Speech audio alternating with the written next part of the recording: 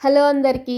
పరమశివుడు పంచభూతాల లింగాల్లో ఒకటైన జలలింగం అది ఎక్కడ ఉంది, ఎలా వెళ్ళాలి అని ఇంట్రెస్టింగ్ విషయాలు ఈ వీడియోలో చూద్దాం. వీడియోని లాస్ట్ వరకు మిస్ అవ్వద్దు, అప్పుడే మీకు జలలింగం యొక్క విశిష్టత అనేది తెలుస్తుంది. తమిళనాడులోని శ్రీరంగం పట్టణంలో 11వ శతాబ్దంలో చోళరాజులు నిర్మించిన ఆలయం జంబులింగేశ్వర ఆలయం.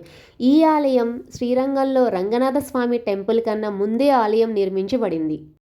పూర్వం శంభుడని మహాముని నిత్యం శివారాధన చేస్తూ కాలం గడిపేవారు. కొన్ని సంవత్సరాల తర్వాత పరమశివుడికి ప్రత్యక్షంగా పూజలు చేయాలి అని ఆశ కలిగిందంట. అందుకోసం ఆ మహాముని ఘోర తపస్సు చేయక ఆ తపస్సు మెచ్చి పరమశివుడు ప్రత్యక్షమయ్యాడు. శివుడు నీకేం వరం కావాలి కోరుకోమనగా, స్వామి నాకు మిమ్మల్ని ప్రత్యక్షంగా పూజ చేసే అవకాశం ఇవ్వండి అడిగారు. వెంటనే బోలాశంకరుడు, నేను ఇక్కడ లింగ రూపంలో ఆవిర్భవిస్తాను, జంబువృక్ష రూపంలో వెలిసి నిత్యాన్న ఆరాధనలో గడపమని శివయ్య చెప్తారు అని ఇక్కడ స్థల పురాణాలు చెబుతున్నాయి. ఇక్కడ జంబువృక్షం నీడలోనే శివలింగం ఉంటుంది. జలలింగం కాస్త కాలక్రమేణా జంబుకేశ్వర లింగంగా నామకరణం జరిగింది. ఈ శివాలయంలో ఎవరికీ అంతు చిక్కని మిస్టరీ ఉంటుంది. ఇది జలలింగం, పంచభూత లింగాల్లో ఒకటైన జలలింగం.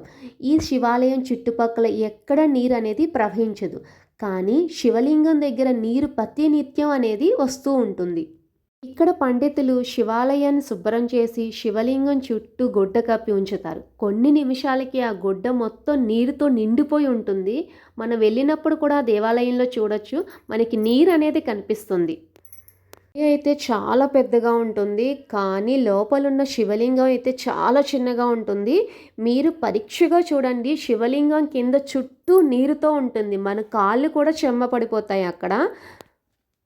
ఈ ఆలయంలో స్వామివారికి నిత్యం ఏనుగులతోనే పూజలు చేసేవారు. అందుకే ఈ ఆలయాన్ని తిరువానే కావేలని కూడా అంటారు. ఇక్కడ శివయ్య జంబుకేశ్వర రూపంలో, అమ్మవారు అఖిలాండేశ్వరి రూపంలో దర్శనమిస్తారు.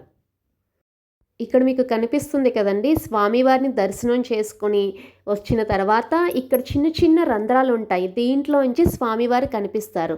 అంటే పార్వతీదేవి స్వామివారిని ఈ చిన్న గదుల్లోనే చూస్తుందని స్థల పురాణాలు చెబుతున్నాయి. ఎందుకు అంటే స్వామివారి టెంపుల్కి అమ్మవారి టెంపుల్కి ఒక 1/2 కిలోమీటర్ డిస్టెన్స్ అయితే ఉంటుంది.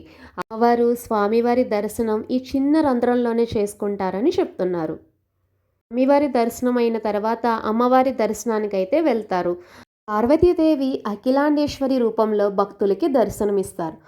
అమ్మవారు ఇక్కడ నిలబడి ఉంటారండి. అమ్మవారి తేజస్సు చూస్తే అబ్బా, నిజంగా అమ్మవారే ప్రత్యక్షంగా ఉన్నారా అనిపిస్తుంది.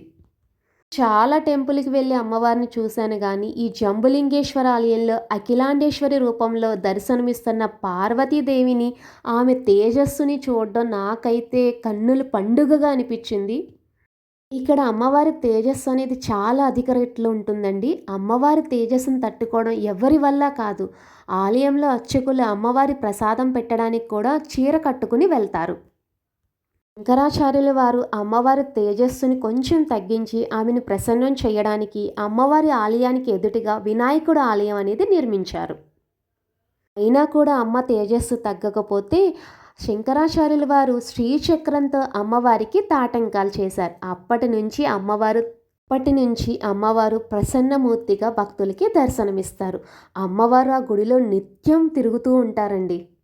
జీవితంలో ఒక్కసారైనా చూడవలసిన ఆలయం జంబులింగేశ్వర ఆలయం. ఓం నమః శివాయ. హర హర మహాదేవ శంభో శంకర.